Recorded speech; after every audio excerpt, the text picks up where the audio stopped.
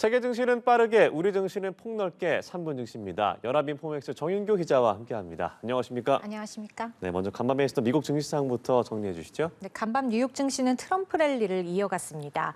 뉴욕 시장의 주요 지수는 모두 사상 최고치를 경신했습니다. 도널드 트럼프 전 대통령의 대선 승리 이후 뉴욕 시장은 천정이 뚫린 듯 상승하는 분위기입니다. 3대 지수 보겠습니다. 다우 지수는 전거래일보다 0.69% 오르면서 장을 마쳤고요. S&P 500 지수는 전장 대비 0.1%, 나스닥 지수는 전장보다 0.06% 상승하면서 거래를 끝냈습니다. 월가에선 올해 연말까지 트럼프 랠리의 열기가 이어질 가능성이 크다. 트럼프 랠리가 12월 산타 랠리로 이어질 거다. 이런 목소리가 나오고요.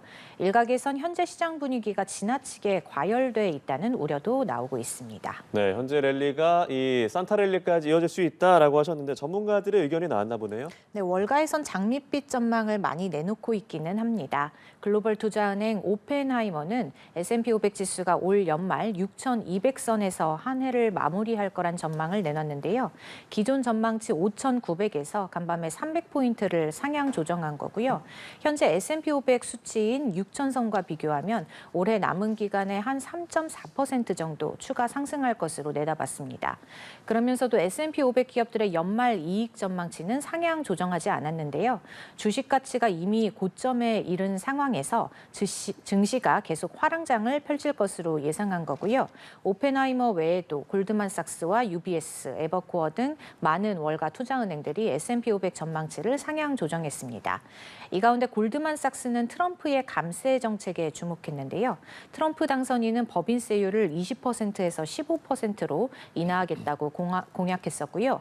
골드만삭스는 법인세율 인하로 S&P 500 기업의 주당 순이익이 2년간 약 20% 증가할 것으로 예상했습니다. 네, 종목별로 흐름도 살펴보죠. 비트코인이 계속 폭등하고 있습니다. 이런 가운데 가상화폐 관련주도 크게 올랐다고요? 네, 비트코인 가격은 간밤 사상 최고치인 88,000달러를 돌파했는데요. 미국을 가상화폐 수도로 만들겠다고 공언했던 트럼프 전 대통령이 당선되면서 최근 일주일 동안 약 30% 급등했고요. 비트코인의 강세 속에 세계 최대 비트코인 보유 기업 마이크로 스트래티지의 최고 경영자 마이클 세일러는 비트코인 27,200개를 추가 매입하겠다고 밝혔습니다. 마이크로 스트래티지는 25% 넘게 폭등했고요. 비트코인 채굴업체 라이엇 플랫폼스는 17% 가까이 치솟았습니다. 또 이제는 대표적인 트럼프 수혜주가 된 테슬라도 폭등세를 이어갔는데요. 지난주 30% 치솟은 데 이어서 간밤에는 8% 추가 상승했습니다. 트럼프 당선자가 일론 머스크 테슬라 최고 경영자와 긴밀하게 소통하면서 대통령 내각을 구성 중이라는 소문이 흘러나왔고요. 테슬라가 로보택시 규제를 대폭 완화해서 관련 시장을 장악할 거라는 예상도 나왔습니다. 네, 이번에는 국내 증시 상황도 살펴보죠. 어제 코스피 어떻게 마무리됐습니까? 어제 코스피는 또다시 하락하면서 2,530대로 밀려났습니다. 예. 트럼프 리스크가 계속된 데다 중국의 경기 부양책에 대한 실망도 겹치면서 2거래일 연속 매도 물량이 쏟아졌습니다. 코스피 종가는 전장 대비 1.15% 내린 2,531.66으로 집계됐고요. 투자 주체별로는 외국인이 5천억 원, 기관이 2천억 원 넘게 순매도하면서 하락장을 주도했습니다.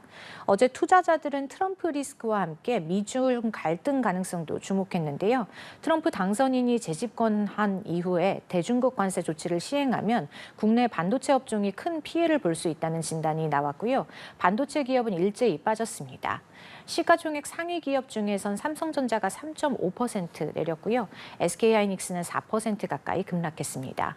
또 중국 경기 부양책에 대한 실망으로 중국 매출 비중이 큰 아모레퍼시픽이 5% 내렸고요. 코스맥스는 9%, 토니모리는 7% 급락했습니다. 전반적인 약세장 속에서도 LG에너지솔루션은 4% 넘게 뛰어올랐는데요. LG에너지솔루션은 일론 머스크의 우주기업 스페이스X에 공급할 배터리를 개발 중이라는 소식이 전해졌습니다. 네, 이런 건데 삼성전자는 신저가를 또 찍었고 외국인 매도세가 멈추질 않는 상황입니다.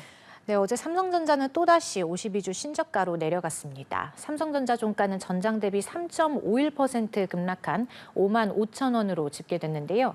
종가 기준으로 2022년 9월 이후 2년여 만에 가장 낮은 수준이었고요.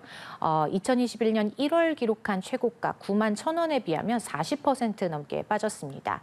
주가 하락의 배경은 삼성전자가 고대역폭 메모리 HBM 시장에서 뒤처졌다는 분석이 나오면서고요.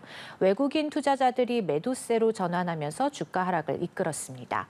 외국인들은 올해 1월부터 7월까지는 삼성전자 주식을 10조 8천억 원 가까이 사들였지만 8월부터 지금까지 약 16조 원을 팔아치웠습니다. 최근 3개월 사이 외국인의 팔자 행진에 삼성전자 주가는 8만 원대에서 5만 원대로 밀려났고요. 증권사들은 지금이 저가 매수 기회라고 평가하고 있지만 외국인들은 계속해서 매도세로 일관하고 있습니다. 네, 이런 가운데 국내 시장의 비트코인 관련주도 강세를 보였네요. 네, 가상화폐 대통령이 되겠다고 말했던 트럼프 전 대통령이 당선되면서 비트코인이 연일 초강세를 보이고 있고요. 비트코인의 강세로 증시에선 가상화폐 관련주가 급등했습니다. 대표적인 종목이 한화투자증권인데요. 한화투자증권은 가상화폐 거래소 업비트의 운영사인 두나무 지분을 보유하고 있고요. 어제 비트코인이 개당 8만 1,000달러를 넘어서자 한화투자증권은 장중에 23% 넘게 치솟기도 했습니다.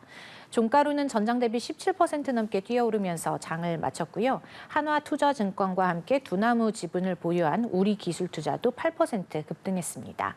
또 다른 가상화폐 거래소 빗썸 운영사 지분을 가진 T사이언티픽은 9%, 그리고 T사이언티픽 지분을 보유한 위지트는 10% 급등했습니다. 네, 알겠습니다. 오늘 말씀 여기까지 들어보죠. 3분 증시 연합인포맥스 정윤규 기자와 함께했습니다. 고맙습니다. 고맙습니다.